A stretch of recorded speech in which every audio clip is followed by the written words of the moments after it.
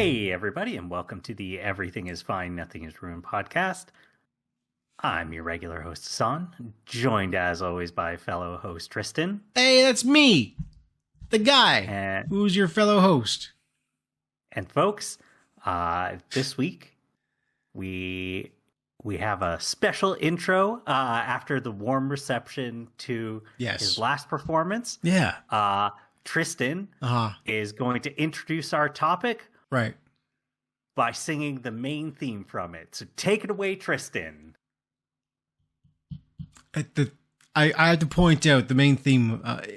It's instrumental. I can't. There's no lyrics to the main theme. No, the other theme, I can't. the one where they repeatedly say the name of the thing. You know, They don't though. that they do. Do they? Yeah, Did I miss something? Tristan, you were supposed to rehearse. I'm sorry. Be, Yeah, ready to perform it. Hmm. Did you not? Yeah. You really didn't, because we. Wow. Yeah. You let us all down, Tristan. I didn't think I did. Again, the thing we're talking about today, I don't think it has a lot of lyrics. There's the theme song. No, that's not even a theme song. It's like a villain song at the very end of the game. The thing, I mean, That's the one that they play it in Lumiere all the time. Oh, okay. Yeah, I know the one. Yeah. All right. Frere Jacques, Frere. No? No? I thought that was it. Dim dim da da da dim dim da da da da da da da. Oh, yeah, that one. I full on admit that I couldn't make it the lyrics. I was too enraptured by the fact that, if you jump around, if you're playing as the girlfriend in the Lumiere section, if you jump around, there's a lot of upskirts. Not gonna lie, for a second I was like, "What are you talking about?" I completely forgot there was a girlfriend at the start of that game. Yeah. And I don't know why. What are you talking about? I was like, I mean, you could kind of like have a relationship with the other two, but I didn't think that was gonna be a thing in the game. Okay, what are we discussing today, Hassan? We're discussing. We are here to talk about Clair Obscur Expedition 33. Hey, there it is. All right, just to clarify some things. In the very beginning of the game, when you're about to do the gommage, if you once you start playing as what's his name? Gustav, thank you. Once you're playing as his girlfriend, whatever her name is, I can't remember, to be honest. Not remember. Yeah, she's such a minor character. It has like a huge impact in the game, but minor character. Yeah, but like there's a point where you get to play as her, and so outing myself here as some sort of horrible pervert, but I swear I'm not. If you jump around too much, because there's a jump button, this game simulates cloth physics, and she's wearing a skirt, and that's all I'm gonna say. So I mean, like it literally has bathing outfits. Yeah, for the characters. Yes, 100%, exactly. There are bathing outfits for them. They are like semi-tasteful, like 1800s, 1910s bathing suits. Your bathing gown, if you will. It's still weird in that game. I don't know why they did that. Yeah, I don't get it either. It doesn't really work for them. Although apparently there's a whole thing if you have your entire team in their like bathing suits and you go to face off Renoir at the very end, he's also in a bathing suit. mean, that's funny. I still It's just quite funny. it's still weird to have them running around in bathing suits. It is. It is quite weird, especially given the subject matter and like the Yeah, that's what I mean. It's weird. yeah. Like, man, this isn't funny. Exactly. Anyway, bathing suits and upskirts aside, Clair Obscur Expedition 33 is a video game, and it is quite the video game. It is setting the internet on fire, I guess. Some people are loving it. So, I mean, like, it's a noteworthy thing that this came out from a studio, Sandfall. That's a very small studio, not super small, despite what people during certain festivals for the summer may have said. It's not made by like 2 people. You know, it's got a studio of like, 100 or so. And it's notable that this is a game made by an indie studio with a lot of passion and drive behind what they've done, especially for the RPG genre. Specifically, and I will catch flack for this at some point, but the JRPG genre. It's turn-based, but it's not JRPG at all. I think I agree. JRPG is about, the way that the story is told and all sorts of other stuff, yes. Right? And none of that's here. Yeah, but the term turn-based is also broad, and like they are going for a very specific kind of like, this feels like a Final Fantasy kind of thing. Yeah, it's inspired by them, but I wouldn't put it in that same category just because like it's not. It is so totally different than them. It is, yes. It has the it's got the makings of a Final Fantasy or a JRPG kind of thing. And again, the reason why I'd say catch flack for the JRPG thing is mostly because a lot of people just prefer not to use that term anymore, because there are a lot of Japanese developers who don't like that term, because it kind of harkens back to like in the early aughts when people were reviewing JRPGs, and there were like a lot of them, and they were just like, this term means the lack of quality, and it's like, oh shit. That is not usually the case, and in this case is definitely not the case. So, but like as a turn-based RPG, Clair Obscur does a lot more with that genre of video game, and right off the bat, there are a few things where I wish it did things a lot more different. But at the same time, if this is your first time encountering anybody discussing this game, this is essentially a game that when it comes to like the combat and the gameplay, like the main mounts of gameplay, which is the combat, you're going to get a lot of comparisons to your Super Mario RPG, or even your like a Paper Mario. Not although I would say Paper Mario did a lot more with like the input based combat, where they would actually add like things to hold or extra taps, or like the stick has to be moved in a certain way. I think Paper Mario did a wonderful thing there to like really heighten that style of RPG. And with the active inputs in this game, it's mostly relegated to either like hitting your main input button, A or X or whatever you want to use, your spacebar maybe, once or twice. Cross, thank you. It is true. That it's a good point. It is a cross. I will call it X though.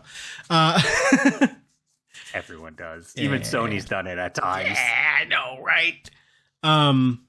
Yeah. So basically, you're hitting that button once or twice to amplify your attacks, and hopefully score perfects or criticals or whatever. Obviously, there's a little timer around the chevron, the little diamond where your input button is, and it's like, oh, if you hit it at this point, you're gonna get it perfect, and it's a little bit better. But the other thing you do, of course, is you can dodge, you can parry, there's a term for the thing they do with where the screen goes black and white, and you also do a parry there. The weird, crazy parry. Oh, yeah. Gradient? Gradient parry, yes, thank you. And you can jump during combat if the game prompts you to jump. I do find it hilarious that when an enemy is attacking, you can just mash out any of these buttons and you'll get the thing that it's supposed to do. Gradient parry obviously looks like it's just normal parry if you're not parrying a gradient attack. But I like that you can just kind of like just jump in place a bunch of times if you're okay with sucking an attack like that. Yeah. Then there's also the ability to shoot. Now, I have a weird issue with like the shooting in this game. It's not bad or anything. Gustav, I understood. Because, like, his dagger kind of has, like, a pistol thing attached to it. So it's like, oh, he's shooting from there. But everybody else, I'm like, how are you shooting? I'm assuming it's magic? Hammer space. Hammer space, okay. Like Verso, like, when he shoots, he moves his knife a little bit. I'm just like, what are you doing? Cutting the wind? Like, Luna kind of get as well, where she is, like, the magic user kind of thing. Everybody else, I'm just kind of like, how are you shooting a bullet? I don't get it. I'm fine with it, but I don't get it. And then besides that, you like those are your main inputs, and then you combine that alongside with your turn-based RPG mechanics, where you can also see your initiative order as you go. And I like that. And I like that this game gives you a few ways to mess with that mechanically. I think what it has done, especially when it comes to like the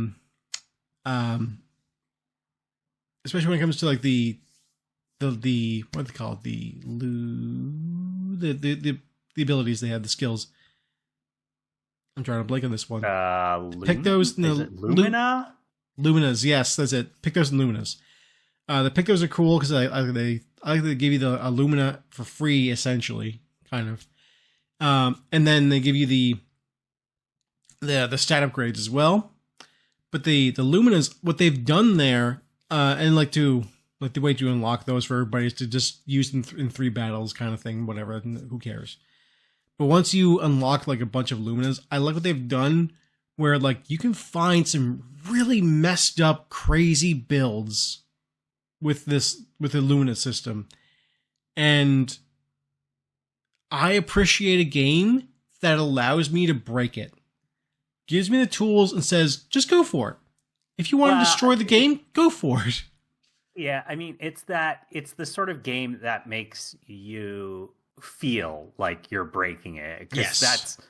That's always the sign of good combat, or not combat, but like good combat design, is that you can have different players saying like, no, the best build is X because I could do this thing and that would let me just easily clear the boss. But then somebody else is like, well, I did Y and I easily cleared that boss. And somebody's like, well, I did this completely other thing and I easily cleared the boss, right? Is that, they're obviously mechanics in games that people will figure out like, oh no, this is literally broken. This is literally, if you do this certain combination of skills or whatever, it's like, hey, this character can hit 1 million damage and the next closest combination is like 500,000. This is just clearly, hey, we figured out a superior build, but this feels good in that everybody thinks their build is the one that they figured out. Oh, I figured out how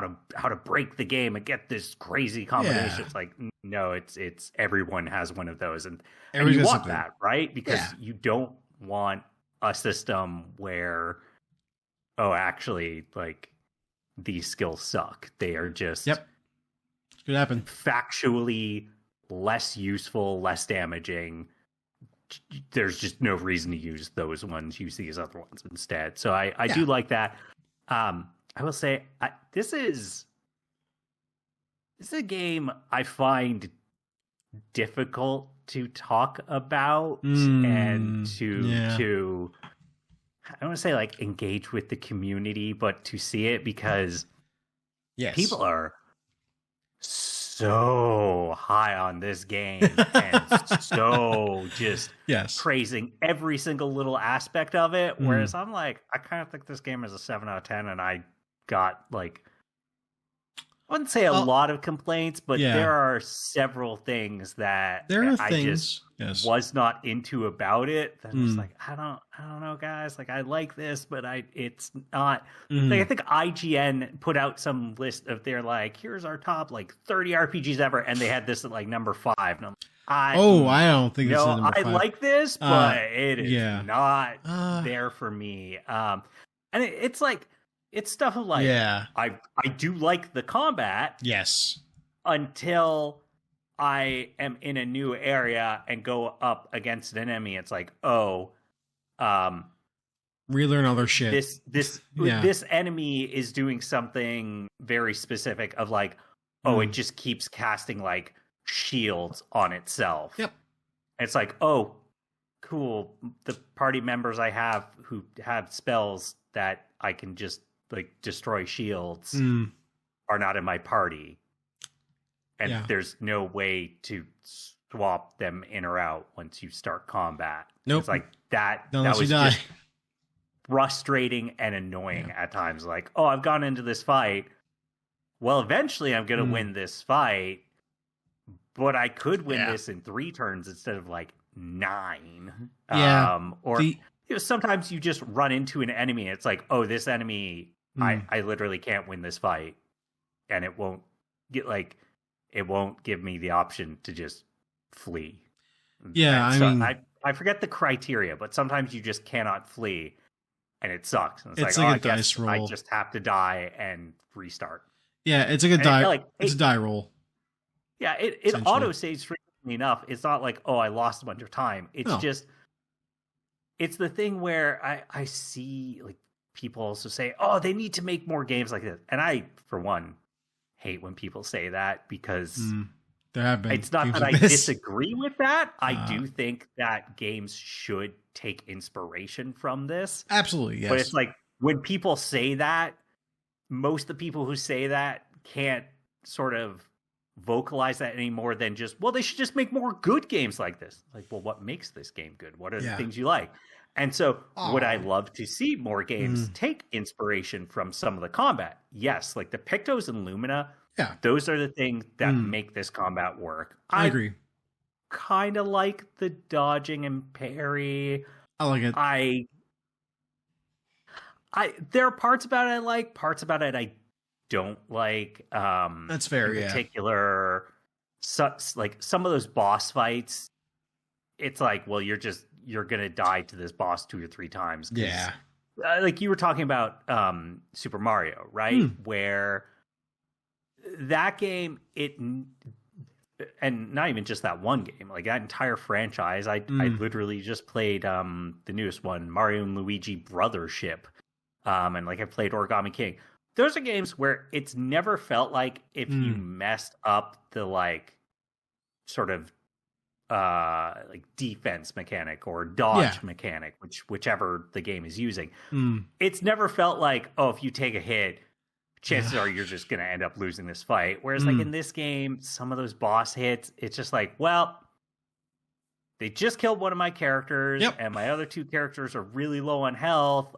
I probably can't win this here. I guess I'll just keep playing to try and get that timing. And it would take like 2 or 3 fights to get that timing down pat. And so there are things about the parry and dodge I like, but I don't want to see other games just whole cloth steal that. I would want to see them refine that or do their own things. And like, that's the sort of stuff when I see people say they should make more games like this. It's like, well, you really need to dig into the stuff and talk about what you actually want other games to do. Yeah.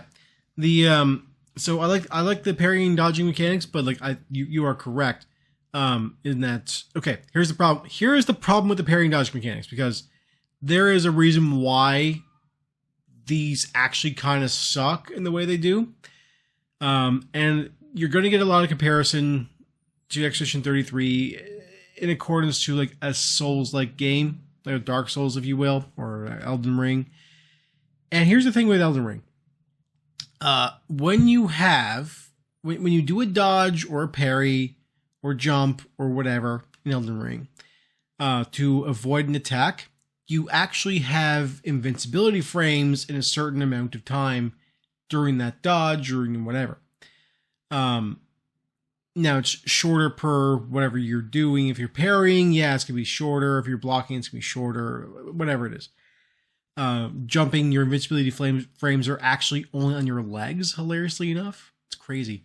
But the thing with Elden Ring is that your invincibility frames are there. In Clair Obscur Expedition 33, you don't have those. It doesn't quite give you invincibility frames. It just changes to, like, if you go to dodge an attack, your timing to get out of the way is a lot longer. And it'll like allow you to dodge to this point. Like right here is not a perfect dodge. Right here is, but you're good here. But for parry, it's like you must do it here. And then for jumps, it's a little bit... Jumping is way more forgivable than anything else. But yeah, at those points, the problem is with those is that in Elden Ring, you typically have enough health to suck a hit and then heal yourself real quick. Because it's an action RPG, you can slink off to a corner somewhere while the boss does its thing for a second and like suck a juice down and you're good. In Expedition 33, unless you have auto heal mechanics on like lifesteal, or you have your characters geared up with like good healing abilities, you can drink a juice, but that takes your entire turn and that sucks. So what you have for these mechanics... Other than the revival, I never did any of those potions or whatever they were called. Like just the way that I found this stuff worked, I was like, I don't know why these are here. Tints, I was like, other than the revival one, the two others just seem completely... It's like, it's just a waste of a turn. Yeah. So the problem really ends up being this. The dodge and parry is absolute save or suck. And coming from the world of Dungeons and Dragons and that kind of stuff, where you don't have dodging and parry mechanics per se, but you have this specific kind of thing where if you get hit, it really fucking sucks. If you make it, it's awesome. But it's the big if factor. And especially when you're going to a new area, like I said, and now you must learn what this new enemy's whole shtick is, because they don't really repeat enemy types a whole lot in this game, which is cool. I do appreciate that, where it's just like there's not like a generic soldier or anything like that you're facing off against a whole lot of time. It has a brand new vibe per area you go to, and that's nice. I like that a lot. But it does mean in a game like this that, you got to relearn how to play this game each area, because everything's got a different timing. Like this guy charges his attack a little bit longer than that guy over there, and when he dashes forward, he goes boom, boom, boom, boom, and you gotta dodge.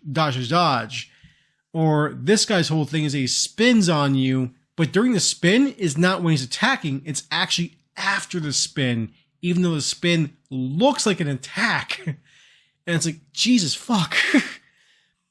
It's not obvious when you need to do certain things. Yeah, and like that combat, I've seen some people just be like, all JRPGs should be like this. Oh.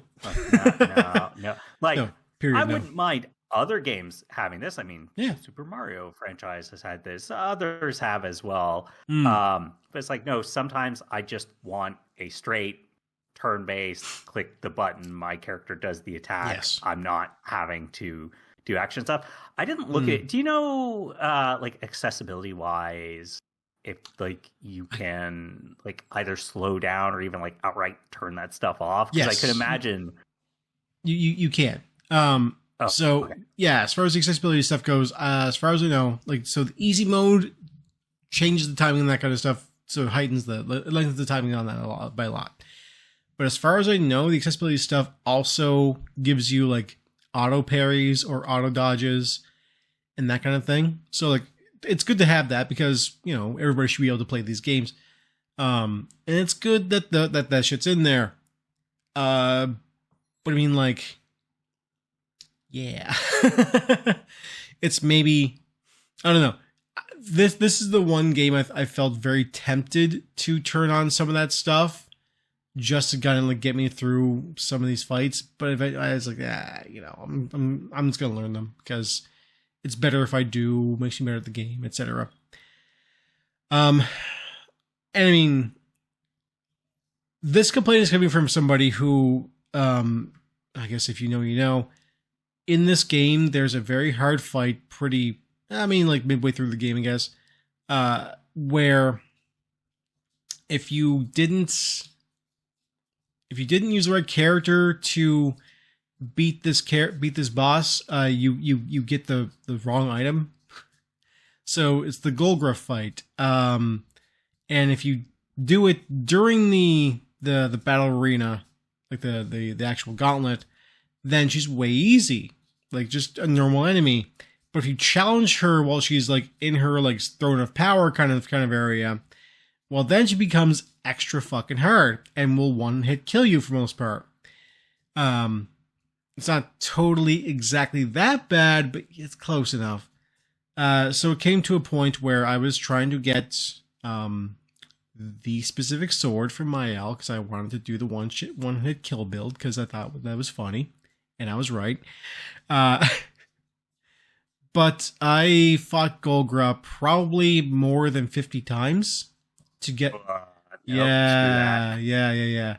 Now,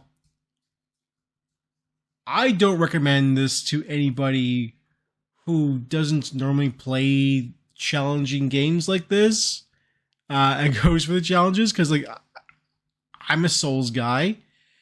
I have beaten all of these games, including Sekiro. And I'm like, yeah, okay. Let's see what you got. And yeah, this fight is hard. It's very, very hard. And this is probably one of the hard.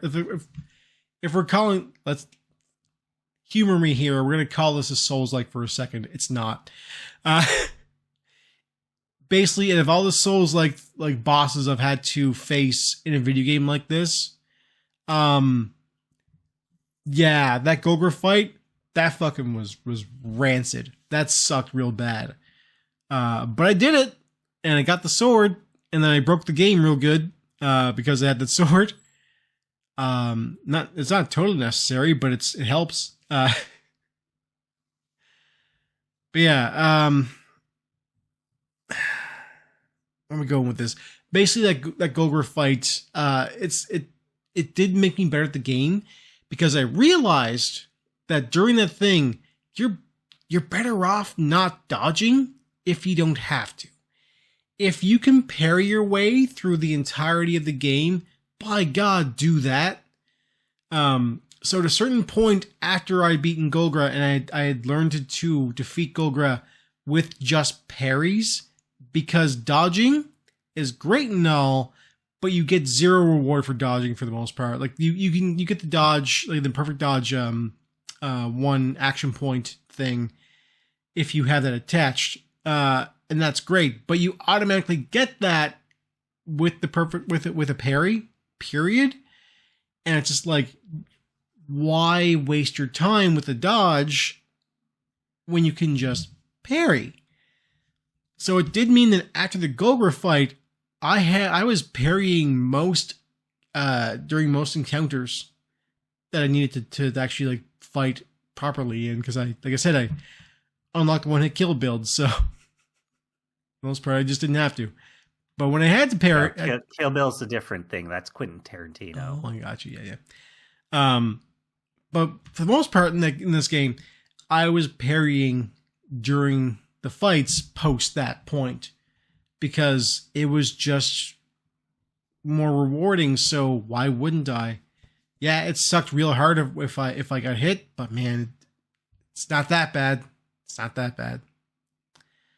On to other things that kind of suck about this game. Hey, I mentioned jumping about this game. I gotta put this game into the cage of other video games that want to be platformers but definitely aren't. Oh yeah. Holy shit. Yeah. There are too many sections of this game, and it's fine. There are challenge sections, and it's not a big deal. But there are quite a few that actually are on the beaten path. And they're little side areas, but little side areas that will get you a thing that's a part of a quest kind of thing. And it's okay. It is either Uncharted style, follow the little icons, go from here to here to here to here to here to here, because you're just gonna climb this wall like this, and it's fine. Or it's a jumping platform puzzle, and you must jump from here to here. And that's not typically so bad. But this camera fucking sucks so bad for this kind of thing. Just the general outside combat movement. It's fine, but sort of fine's the word for it. Yeah, that's the best you could call it. It's fine. It's not good. Yeah, it's fine. It feels too slow at all times, personally. I am running full tilt to places, and I feel like I'm being dragged back as I run. And this is even with in the open world on the map. I am when you're playing as Esky running around doing stuff, and even flying feels way slower than walking sometimes, and I don't know why. And I think it's if you get close to the ground, it feels faster and it's nicer. But you were able to go over mountaintops, and I feel like I should just walk around it instead because it's faster. It's mind-boggling why it was programmed that way. I mean, it's weird. The movement is so weird. And I thought it was fine when I first booted it up, in the first little tutorial section when you're running after Mael as Gustav, and it's just yeah, okay, this feels pretty good, and you get a little bit of a tilt run, and it's okay, the the animation flows nicely. But then once you're out of that tutorial section, no. Well, it's the thing you had hinted at earlier. Keeley and some other people as well taking flack for this idea of oh, these are games made by 10 people, and Sandfall has come out and basically said okay, look, game development has changed. You can't look at the studio and the number of people it has to determine the actual sort of size and scale and scope of a game, because these days you can sort of have a studio of 10 people that contract out a ton of stuff, and actually hundreds of people work on a game. For example, during Summer Game Fest, there was this, I'm not sure if it's supposed to be Souls-like or maybe more DMC, more of a 3D action game from Game Freak, the people that make Pokemon. And oh my god, look at how good this game. Oh, so Game Freak can do this, but when it comes to Pokemon, they can't. It's well, okay. Actually, that game is made by Game Freak, but literally it's something studio, 10 people from Game Freak are basically sort of lead design director stuff, and 90% of the other staff are all it's contracted out to other stuff. So that makes sense. I think. But that's one of the reasons why, there are parts of this game. It is still made by a smaller team. And that's one of those things when everyone's like, oh, more games should be like this. And I kind of go, no, I get you. I agree. There should be more smaller games that can be made. Smaller games with a lot of heart. A lot of heart. Yeah. But at the same time, I don't want every game to be like this. I still want AAA games that get polish and that feel better and that remove some of those little annoyances where I don't necessarily think like a Square Enix or an EA or a Capcom could have made this game. But if they somehow had, I do think the movement would feel a lot better. I kind of agree with you. The other thing with this game, and like speaking on the development terms, that kind of stuff, this game to me, as far as like the fervor behind it and what's going on, has kind of like a Hi-Fi Rush vibes, you know? I can see that, yeah. Yeah, not like the game itself, but like the talking points around this thing, all that stuff. I'm just like, yeah, this reminds me a lot of like what we were doing and saying around Hi-Fi Rush when that came out. And that was a big point because it's like, look at this little studio, published by Bethesda, of course, but like this little studio just took this game and like ran with it, and this is probably one of the best things you're gonna play of that year. And it's like, yeah, okay, good point. Incredible game. And like is that 2023 or 2022 it came out? I can't remember now. It's gotta be 2022, right? I think so. Or was it like I'm not sure if it was during 2023. Was just like everything that was good came out then? I don't know. Point is, when Hi-Fi Rush came out, it was like a big deal, and like that topped a lot of the charts. And I feel like Expedition 33 is going to do a lot of the same things because like the talking points around this game are kind of like, hey, this is a big deal. Small studio made this big game. It looks great. It feels great. Fantastic story. The writing is good. Character development, good systems, all this stuff. Yeah, of course, this is going to top the charts. And AAA studios, they better take note. And it's like, yeah, they should take note. And they should be a little bit afraid. But like, I would say that they should take note and learn from what this game is doing, and then do it better because they have the people and the resources that could do it better. And I agree with you. Unfortunately, they also have the executives who like to meddle and make decisions that ruin stuff. 100%. That's the other point, is that like because Expedition 33 is a smaller studio, Sandfall. I said their name before. My God. Interactive, I think, right? Yeah, I think it's Sandfall Interactive. Because they're a smaller studio, the balance goes in a different direction here. Because like in a bigger studio, we have a lot more meddling from execs that want specific things in there, and that fucks the game up that way. In this one, we have a much smaller studio with not a lot of meddling from executives, and that's fine. But because they don't have as many people and resources to draw on, they can't like. I'm sure they wished they could have gone through this game a lot more and polished the crap out of like the camera movement and the running and making the game feel a little faster in certain areas and all this stuff. I'm sure they do. Like if you talk to any of those devs, I'm sure they're like, yeah, we could have done that. We could have done this. Could have done this, and this. And it's just like, well, we didn't have enough people to do that at the time, and like the due date was coming up for the game, and yeah, of course this is going to be the way.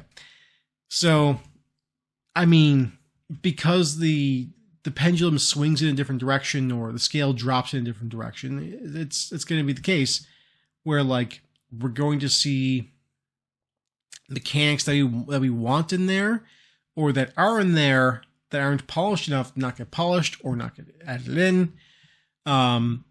Stuff that just kind of like makes not much sense. Yeah, I mean, like the general vibe of this game, I know it's trying to go for a big cinematic thing, but it definitely feels more like a Persona in kind of the not the best way, because it feels stilted sometimes in the way it's presented. Yeah, to me, like the thing, I could kind of forgive everything else, all the other problems, complaints I have about this game, and would probably end up as a 9 out of 10. The one thing for me that drags this game down to a 7 out of 10 is just the overall kind of world. To me, it just felt empty in a lot of ways. Yeah, I agree with that. You so rarely, like, other than the oh man, what is gold? What are they called? The Golgras. The Don't do this to me. I can't think what they're called. The something. The wooden puppet people, basically. You have them. You eventually run into SKA. But like, other than that, there's nothing else in this world. There's just these monsters, and even the monsters, I like their designs. Yeah. But they don't tell a story of this world. If I think about something like a Dragon Quest, when you're running around, by the way, they're called Gestrels. Yes, Gestrels. Gestrels, yeah. But when you're running around, things like slimes, and they're, sort of tigers and dragons and stuff, that kind of tells a story of this world through the creatures and the monsters. Oh, there are skeletons, it's classical fantasy stuff, but tells it. Whereas here, a lot of these monsters are just, weird abstract stuff, and it makes sense for what the world is. I get exactly, it. Yes. But just having these just monsters that, are just these weird abstract things. There's no other villages. There's no other people to talk to. That's the stuff where, to me, for as good as the character and the story writing and everything is, I just could not get as attached as I see other people to this, because it's the little things that make a world just feel more alive, more vibrant, that interests me and go, I want to learn about this world. Playing that Mario and Luigi Brothership, I think is the name of the game. Brothership is what you could just search for it. But that's one where, hey, you run up to a person, they have, one text box, two text box, three text box, and that's it. That's all I can say to you. But just those little things just help to flesh out that world, make it feel, alive. I actually think that's one of the reasons why I've never cared for From Software Souls-like stuff, is that it's just like, I don't care for worlds where the only thing you do is just sort of like kill, and there's you're not interacting, talking to people. Not to say, hey, I like DMC, I like, it's not, I can't get into, but games where they want you to be immersive kind of thing, I need the little stuff. I need you to, I get you. Yeah. Like, all right, the number one example I have, and I'll let you talk, but it frustrated me to no avail that there are the gestural merchants all around. I'm like, why are there merchants? I don't understand this. In this world, why are there merchants? Because there seem to only be two villages. There's the actual gestural village, and then there's Minoko Station. As far as I can tell, that's it in this world. Yeah. So I just go, well, why would there be traveling merchants? And what are they trading? The gestrals don't seem to need to. It's just little things like that where I need games to have singular throwaway dialogue lines about like, oh yeah, no, we gestrals can eat, but it's weird. We don't want to talk about it with you outsiders. And I go, great, I get it. Okay, they have to collect food or something, but this game had none of that, and that's the part for me. I just like, I like this game, but it all just kind of, I don't know, it just doesn't feel like an actual world to me I care about as a result. That's fair. And I agree with your points, and we'll say where the reason why this still worked for me as a viable world is that once you break open the game and you realize that like you get to the point where it's revealed what the world is, and I'm gonna spoil it. It's a painting. Yeah, like once you get to that point, and it's just like, okay,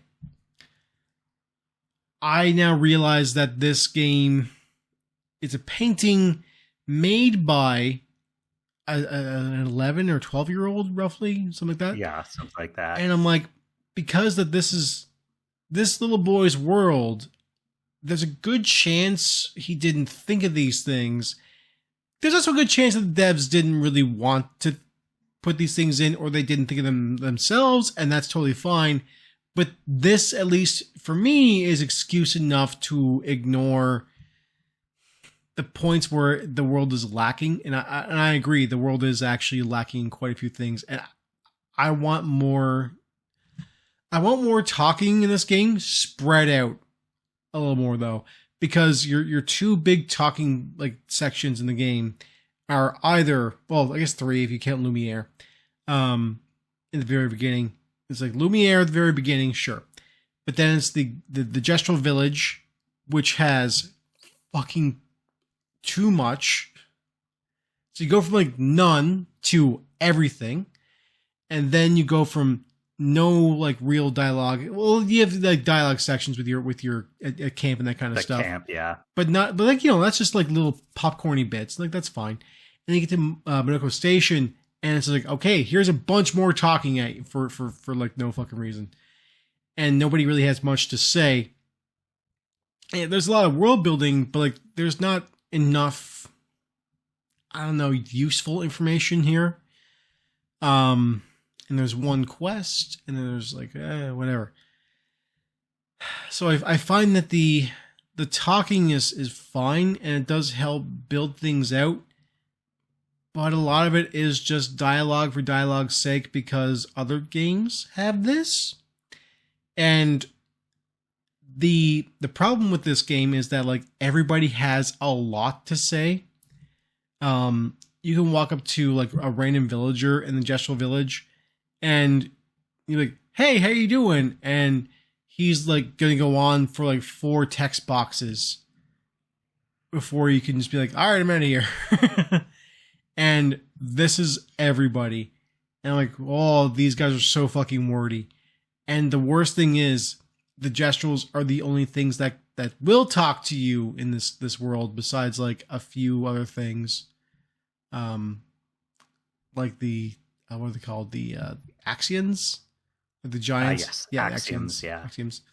And the other like spectral figures and that kind of stuff. But like those are very few and far between.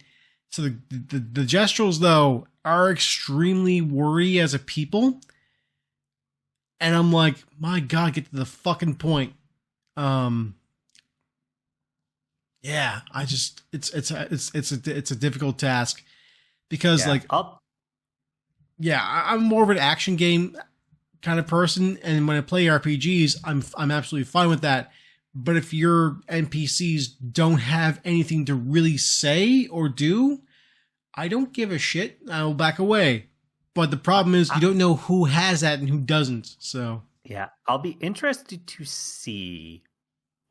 So my expectations for whatever Sandfall does next is that there's no way you come out with this hit and you go, oh, we're not making a like sequel in the sense of because what I think they're going to do is they're going to have Clair Obscur : something else, whatever it's called. Expedition 32.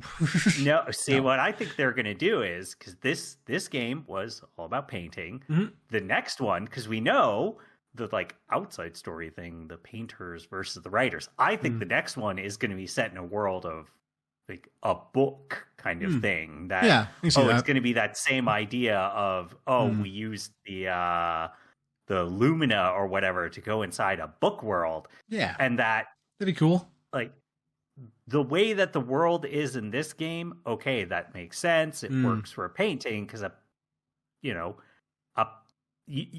there's like that Swedish guy who he's kind of famous for making his like weird kind of monstery paintings, and like Netflix just a movie that clearly rips off his art style. I honestly don't remember his name. German, like that Electric State movie. Simon Stålenhag.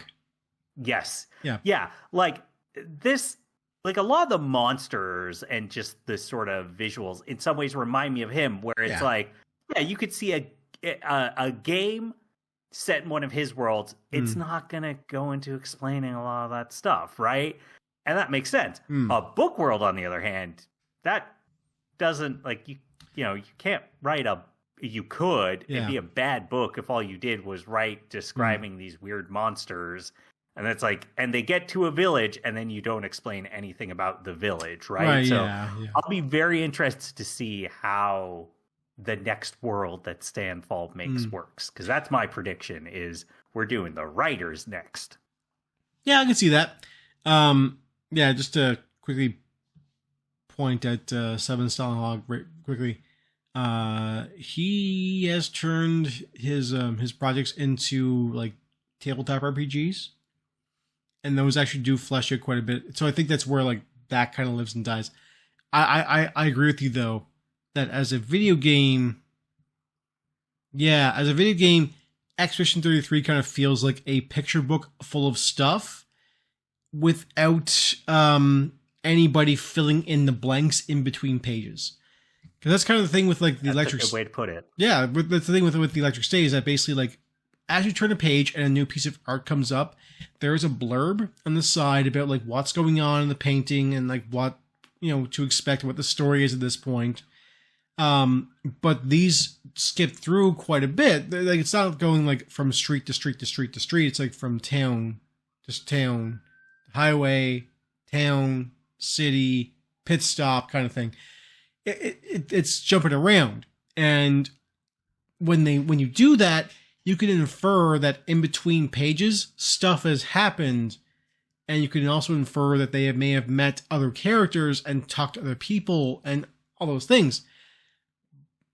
But when you take that and put that as a literal translation into a game like this, which isn't necessarily what has happened, but it kind of feels that way, Expedition 33 feels kind of empty. And I agree with that entirely.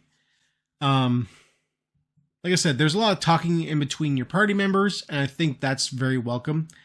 But I mean, when you go to talk to other people, especially if they are not merchants and don't have anything for you to really do, I'm hard pressed to really care. I mean, I'm mostly an action gamer, and that sort of thing. I don't necessarily care about dialogue in video games, even when it comes to like when it comes to an RPG, like let's say a Baldur's Gate 3, which I do love. Even then, I'm hard pressed to really care too much about the dialogue, even if I'm playing a character who should care about the dialogue. Meanwhile, in a TTRPG where I'm playing with friends, I do care because it's my friends talking to me and we're conversing and it's a whole thing. But when the game's trying to be like, hey, I'm conversing with you, I'm just like, I don't fucking care, you're pixels. So, for some reason, my brain turns off. You're maybe missing a huge point of this game. Which is? About what, are they human or not kind of thing. Yeah, well, there's that too. We're about to get there a little bit. They're pixels, so fuck them. Fair. No, I mean, the idea, of course, is like, okay, because we're still spoiling things. Like, the whole thing with Mael being the, what's her name? Alicia? There we go. She's Alicia, and then she's actually part of the painter family, and her mother was the paintress, and once you defeat her, she's kind of back to the painting because now she doesn't have to, through, I'm not sure totally what's happening there, but it's essentially allegory for drug use in a way. slash like in addiction. And I mean, like, once all that stuff is happening, and once you defeat the Paintress and then you get the big reveals, I like the story a lot more once everything has been revealed. That's just a big world full of like, hey, you're all fictional, and I'm trying my best to keep you as real as possible, but y'all are fictional. And at some point, this whole thing goes away. I do like that vibe, that desperate vibe of like, yeah, I'm trying my best to keep this in line, but if I go, we all go. Thing from Alicia / Mael. I do like that a lot. But I don't know, the dialogue, like I said, the dialogue in between people, between your party members is good, but like, and the cutscenes are good. It's fantastic character and interpersonal writing in particular. I like the main story. The main story is good. I'm a fan. Yes. Yeah. It's everything else around that I have a hard time with, and I really shouldn't, but I do, unfortunately. I just do wish that like the side discussions that you will have with other characters were as interesting as like the actual big philosophical things in this game. The idea of like creativity and creative energy and life and death, and what it means to be alive, and what it means to actually know when you're going to die. There's a book that this is definitely like kind of pointing at, I feel, called White Noise, which is also a Netflix movie. And White Noise is essentially a book about a guy who learns he will die in a certain amount of years, and he has this existential crisis where like once he realizes he's going to die in, it's like 20 or 25 years. He's in his 50s. And it's like, you'll whatever. Who cares? Exactly. But now he knows the number, because the doctor's like, yeah, it's probably going to be like in 25 years. You'll die. I'm going to kill myself in 24 years. Yeah. Suck it, doctor. Yeah. But at that point, he has this like this freak out of like, oh my God, I'm going to die. And he can only focus on that point of it, and not like in a long time you will die, which, yeah, the point where he's at, it's like, it's a normal amount of time to die at. It's okay. Yeah. Yeah. It's this game has that feel to it, especially with the plot line. And just the way there's a lot of good side content in this game that is more character driven. Like once you max out everybody's relationship with Verso, which, by the way, I don't know why this is here. The relationship thing in this game feels so fucking tacked on. I did not understand that either, because I was like, oh, they're clearly taking this from something it's like Persona 5, Persona, or a Fire Emblem. Oh, good point. Other RPGs have that mechanic, but other RPGs have that mechanic because typically, at least on your first playthrough, you're never going to get max level on all your characters, and usually, leveling up results in better stats, etc. And the same is true here, that as you level it up, you get more of the gradient. Yeah, the gradient attacks, yes, or whatever they're called. They are. But like, I guess you could maybe miss those if you just never talk to the party at camp. But there's no like managing opportunities with it, like a Fire Emblem weird. Or Persona, where it's like, well, hey, in Persona, you obviously get all of your to max level. Yeah. But chances are you're not going to get all the side characters to max level, so you got to pick and choose who do you care about, whose story do you want to see through to completion. Exactly, and that's kind of the thing. I'm with you. I was like, what? This is okay, this is weird. Is there something deeper that I'm missing? And it's even worse because like at a certain point, Verso is not the main. Like Verso is never the main character, ever. Like it's actually very weird because like when you start off, sure. When you start off, it's Gustav. Character by heart. When you start off the game, it's Gustav. Gustav is your main boy, and then at a certain point, he's replaced with Verso. And Verso comes in as a ringer, and then like the idea is, Verso needs to learn how to get along with the people at the camp in the party, and therefore you're playing as Verso during the camp scenes to talk to people, and that way you get to know them a little better. It's like, okay, sure. But he's also got a relationship meter with them. Like, okay, that kind of makes sense. But at a certain point, you can just spam that at the camp to just get everything to max level and fuck it all. There's nothing. You're not missing out on anything. And it's just like he has a relationship meter with SKA, who he's already best friends with, known for decades. Yeah, him and Monoko. He shouldn't have that relationship meter with them at all. Yeah, it's weird. It's weird. Okay, and especially at the point where, like, once you defeat the Paintress and you save Lumiere, and then it's revealed the pullback where you are Alicia, and then Alicia's actually Mael, and then you go back to the painting. It's like at that point, yeah, it's very clear that Mael is the main character of this whole fucking game. It's never been Verso, like, and Mael's been there from the beginning, but you're witnessing her through Gustav's eyes, and it's like, okay, yeah, sure, but like it's very clear that you should be playing as Mael through the rest of this, even during the camp sections, but because it's afraid of you missing out on those relationship goals, it still makes you play as Verso, so you can basically grind that stuff, and it's like I don't give a shit. If I miss it, I miss it. It's fine.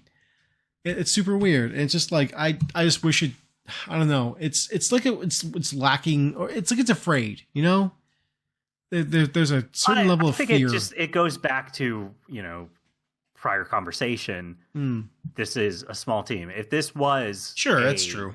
Sega making this, there would have been some sort of a fleshed out relationship mechanic, and that would have had impacts in some ways, and you'd have to choose and decide. I agree. But I think a smaller team, they probably just had some ideas, implemented some stuff, and then just went, instead of just completely ripping it out, we'll just leave it in here, and we're not going to get to do all the things we wanted because we don't have the time and people, but we'll just leave this in here because we still think it's interesting or fun, kind of thing. That's my guess, at least. I can 100% see how that happens. Yeah, that's good of a guess, I think. I agree with that. I can see how it happens, too. It's just one of those things where they could have just removed it and it would have been totally fine. Especially because like the other option for you to get your gradient attacks is just as you level up. It's okay. Just give me the things as a level up. It's fine. I gotta say, leveling up in this game is weirdly inconsequential. Like, it's very consequential. It's absolutely necessary, but in a way, it doesn't have the fanfare of leveling up. I don't. Yeah, it feels weird because, like, when I was first playing the game, I kind of thought the levels were coming as I was hitting checkpoints, which I figured they were going for a more milestone-based leveling up system. I was like, oh, that's weird and interesting. Cool. It means I'm always going to be at the right level. But, no, you actually leveling up traditionally. It just kind of felt like it was this way because I was getting enough XP per fight to level up each time at the very beginning because it wants you to be at a certain level. Sure. So the gradient attacks could have just been part of that. Like at a certain point, it's just like, yeah, you could have like, we'll add those on there for you as well. Here's a gradient attack you can unlock. You get your skill points, unlock the gradient attack if you want to. Congratulations, you got it. Or if you didn't, who cares? It's fine. You did something else with the skill points. Or you didn't do anything with the skill points in certain cases. I had buckets of skill points because like at a certain point I just learned what builds worked for these characters, and I was like, okay, I like this, and this. I'm not going to use any of that. So I was like sitting on like 14 skill points per person. It's like, I'm not going to use any of this shit. I need those 3 things right there, and I'm good. I don't know. It's good to have options, but at a certain point, it just doesn't. You get your play style, and it kind of doesn't matter per se. Yeah.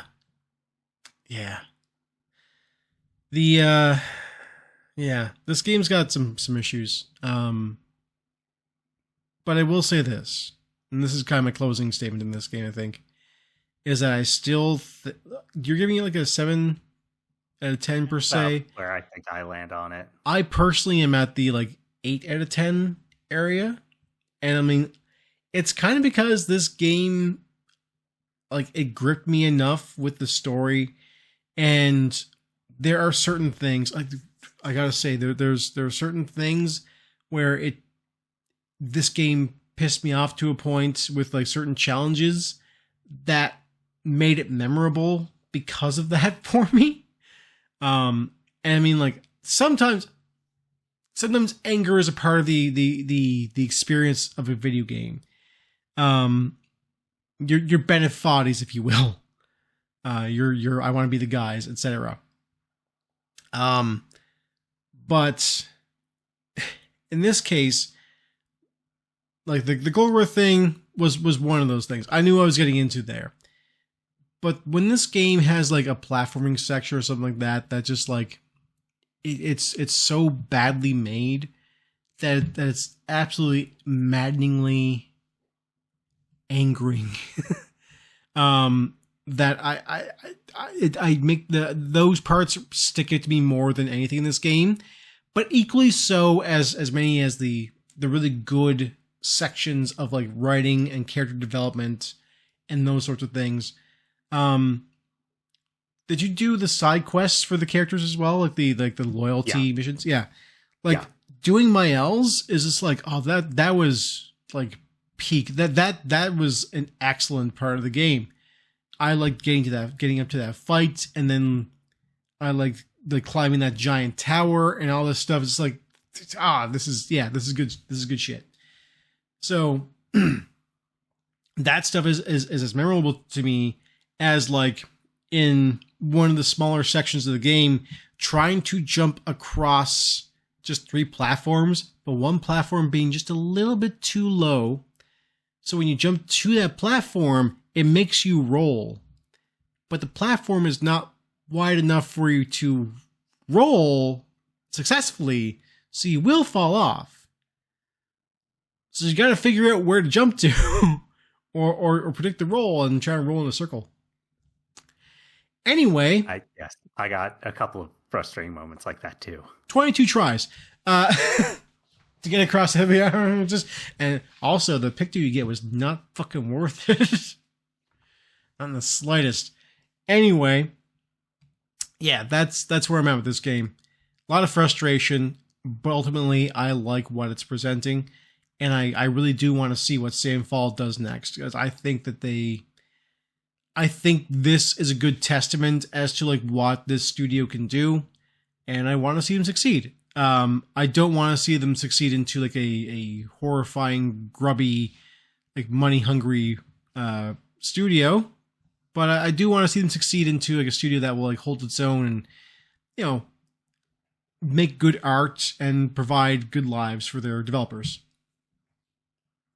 Yeah, I can definitely sign off on that as well. Yeah. Anyway, anything else you want to say? No, I think we covered everything. So why don't you tell people where to find us? Yeah. You can go to our Blue Sky account, which is at EIFNAR. Go there and yell at us of how this is a 10 out of 10 game and we're a bunch of idiots. I will not be reading those comments, but it'll be on the Blue Sky account, so that's good. Also go to our Spotify, iTunes, places you can listen to our show. We're on YouTube. Favorite, like, subscribe button pressing. Yes, do those things. Tell your friends about us, because maybe they want to hear about all the spoilers I just put out about Expedition 33. And they don't care. Unlike you, which you are furiously fuming at the mouth right now that I spoiled this game. Even though you've already beaten it. It's fine. Also go to our friend's name is djdane.com. I don't know why I'm so combative today. djdane.com. That's guy that does our music. Go there, listen to his great tunes. And I would say shove him into a painting. It's kind of like Mario 64, isn't it, in a way? Yeah, it is. Well, it'll probably give him inspiration for some music, so, you know. What if the next games are just very Mario 64 based? We're hopping between paintings. Oh, that would actually be cool. Yeah, I'd be okay with that. Yeah, I'm okay with that, too. Yeah. Also, like I said, shove DJ Dane into a painting. I'm sure you'd like that, yeah. That's also a thing that happens in Dark Souls 1 and 2. Interesting. Anyway, or not Dark Souls 2, Dark Souls 3. Anyway, that's it for our show. Tune in next time for another elaborateness episode of Everything is Fun with is Ruined. See ya. See ya.